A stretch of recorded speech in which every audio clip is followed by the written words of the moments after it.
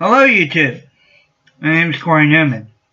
I'm a historical researcher in New Jersey, and I'm going to tell you today about the history of the Navesink Military Reservation.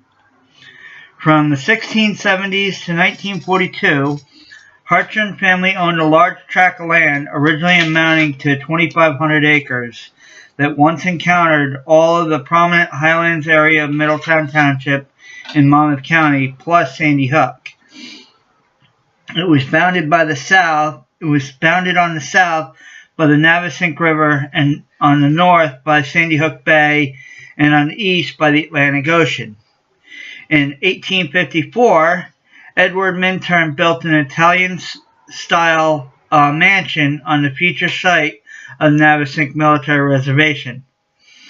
In March 1904, Julia H. Trask, her husband, and her 3 children moved into the Minturn Mansion. Beginning in World War I, the Army Coast Artillery Corps at Fort Hancock, Sandy Hook, began to look to the hills of the Highlands as a lookout point for fire control of its guns and the possible location for a gun emplacement. In 1917, the Army emplaced 4 12-inch mortars from Sandy Hook mortar batteries McCook and Reynolds in the hills of the Navesink Highlands. In February 1918, the 4 mortars were moved from Fort Hancock to their emplacement at the Navesink Mortar Battery near Henry Hudson High School. The reason for moving the mortars was to protect Sandy Hook from possible enemy beach landing. In January 1920, the mortars were removed and scrapped. In 1920, Julia H. Trask hired 3 Japanese servants to help her around the house. In June 1940, the Army wanted to upgrade its coastal defenses. It set up a board that submitted its report at the end of November 1940 that recommended a set of 16-inch guns paired with a set of 6-inch rapid-fire guns, select harbor defenses. The SCR-296 radar was on top of a 100-foot tall tower on Hill 250 to the west of Battery Lewis. Let me back up for a second here. The Hartshorne and Trask properties were picked to have a military base as part of their property in the vicinity of Sandy Hook. A portion of their properties was taken to form the Navesink Military Reservation, which comprised 226 acres. Construction was started on July 1st, 1942. Now, a question of what happened to Julia H. Trask's Japanese servants has not been answered. The main armament of the Navesink Military Reservation was Battery Lewis and Battery 219. Battery Lewis was a set of 16-inch guns and a concrete case-mated battery. Construction was started on July 8, 1942 and finished on July 26, 1943. The guns had a range of 25 miles and had an interlocking field of fire with Battery Harris, which also had a 60-inch case-mated battery on Fort Tilden.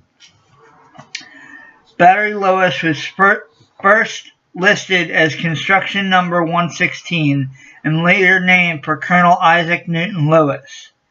The guns of Battery Lewis were test-fired on December 30th, 1943 and January 7th, 1944. The shockwave from these test firings broke every window in a 1-mile radius of Battery Lewis. The secondary armament was Battery 219, which was a set of 6-inch rapid-fire guns. Construction was started on July 8, 1942, and finished in May 1943, and the guns were test-fired on August 28, 1943. The guns had a range of 20,995 yards, which is about 12 miles. Along with the main armament of the Navesink Military Reservation, They had a plotting and switchboard bunker, which had an M1 gun data computer. The plotting and switchboard bunker was built into a ravine to the west of Battery Lewis. It calculated the range and angle for firing the guns. There are also 2 coastal defense radars that fed radar data to the M1 gun data computer in the plotting and switchboard bunker.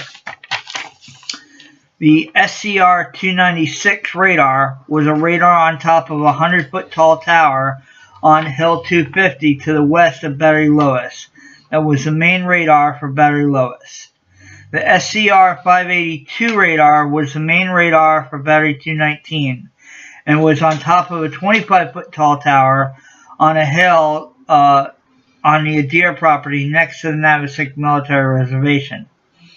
The unit stationed at Navesink Military Reservation was Battery D, 245th Coast Artillery Regiment.